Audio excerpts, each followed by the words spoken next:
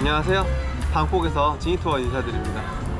다름이 아니라 그 일본 관련 영상을 찍을 건데 기왕이면은 일본 나오기 전에 찍었으면 좋았을 것 같지만 아무래도 일본이 좀 약간 숙박비가 일일로 하면 좀 많이 비싸잖아요. 그리고 또 마침 항공권이 저렴하게 나온 게 있어가지고 좀 방콕에 와 있어요. 근데 막상 뭐 일본 장기 여행을 해놓고서는 뭐 이렇다 괜찮은 정보도 못 드린 것 같아서 이번에 카메라를 켜고 좀 얘기를 해볼까 하는데, 이게 알고 보면 되게 간단한 정보인데 그 조금이라도 좀 약간 장기 여행에 관심 있으신 분들이 좀 약간 참고하시면 좋을 것 같아가지고, 네, 이거는 제 정보 콘텐츠 성격이 다 그렇듯이 제 주관적인 경험을 통해서 얻어진 그런 정보다 보니까 조금 편향될 수도 있다는 점, 이 점을 먼저 말씀드리고 한번 그러면 시작해 보도록 하겠습니다.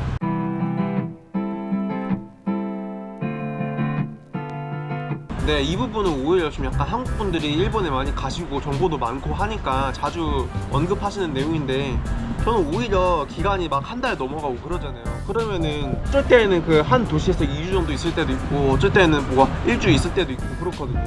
근데 그러다 보면은 뭐 패스를 정말 효율적으로 활용하면은 본전 뽑을 수 있는 건 맞아요. 근데 본전을 못 뽑는 경우도 있을 수 있다는 거를 좀 약간 인지를 하셔야 될 것 같아요. 물론 패스를 안 써가지고 교통비가 더 나올 수도 있겠죠. 근데 그럼에도 불구하고 만약에 한번 이렇게 생각해보세요. 제가 어떤 도시에 갔는데 거기 분위기가 너무 마음에 들고 거기 음식이 너무 맛있고 좀 더 거기에 있어 보면서 그 도시의 진가를 느끼고 싶다. 그런데 그 패스를 끊어놓은 상태라서 당장 가지 않으면 안 된다, 뭐 그런 상황이 발생할 수 있잖아요. 그러면은 차라리 패스를 안 쓰고 하는 게 더 기분 좋은 여행 아닐까요? 여행은 정말 내가 하고 싶어서 하는 거지, 그렇게 일정에 속박돼가지고 쫓겨다니면서 하는 게 과연 정말 좋은 여행일까? 생각을 하면은 좀 약간 그런 부분에서 좀 의문도 들고요.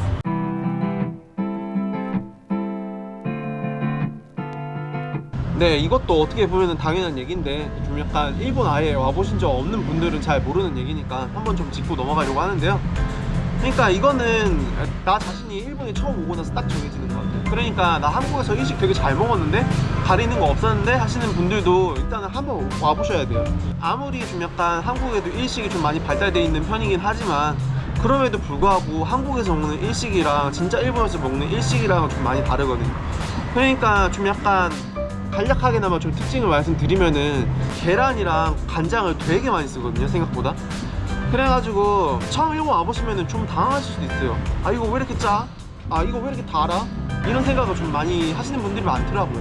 근데 이게 장기 여행에서는 더 와닿을 수밖에 없는데, 특히 지방으로 갈수록 프랜차이즈 식당이 많이 없어요. 그래가지고 어쩔 수 없이 일본어가 되든 안 되든 좀 약간 로컬 식당을 많이 들어가게 되는데, 이러다 보면은 여행을 하면서 저희가 좀 맞춰 나가는 수밖에 없거든요. 그러니까 뭐 일본 음식에 익숙해져야 되고 일본어를 최소한은 할 수 있어야 되고 일본 문화에도 어느 정도는 적응을 하셔야 돼요. 근데 그럼에도 불구하고 음식이 맞고 안 맞고는 내 스스로 온전히 정할 수 있는 거 아니잖아요. 그렇다 보니까 한 번쯤 생각해 보시면 좋을 것 같다고 생각해서 두 번째로 넣어봤습니다.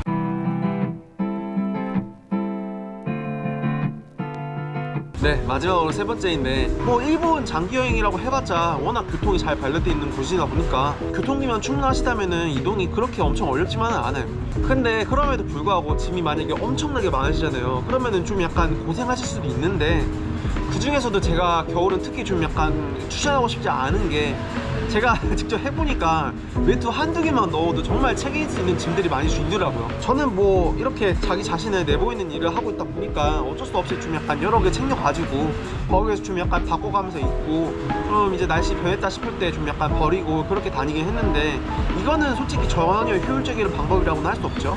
그리고 또 여러분들 거의 일본 오시면은 면세 쇼핑은 거의 하시게 될 거란 말이에요. 특히 직장인분들은 뭐 말할 것도 없고 누구한테 도움이라도 받으면은 뭐 여행 다녀와가지고 선물이라도 하나 주고 싶은 게 한국 문화잖아요. 그리고 또 마지막으로 장기 여행 중에 외투를 입고 다니시다가 만약에 그 비라도 맞거나 아니면 땀이라도 많이 흘리거나 해가지고 옷에서 냄새도 나고 세탁을 할 수밖에 없을 때가 있어요. 근데 그 여행 시기가 여름이고 여름 옷이었으면은 그냥 거기 호텔에 요즘 그 콘센트 입기 같은 거는 다 있거든요. 근데 그게 겨울옷을 담당하기에는 좀 별로 좋지 않다고도 생각을 하고 좀 세탁이 좀 많이 까다롭잖아요. 그러면은 굳이 아까운 시간 내가지고 세탁소 찾아가지고 왔다 갔다 하시거나, 아니면은 그나마 효율적인 게 다음 도시 이동하자마자 체크인 하기 전에 세탁소가 어디 있는지 알아낸 다음에 거기서 바뀌고 그럼 체크인을 하든가 그런 식으로 진행을 해야 되거든요. 근데 이마저도 좀 약간 듣기만 해도 번거롭잖아요. 겨울 여행이 왜 힘든가 조금이라도 알아가셨으면은 이번 영상은 완전 성공인 것 같아요.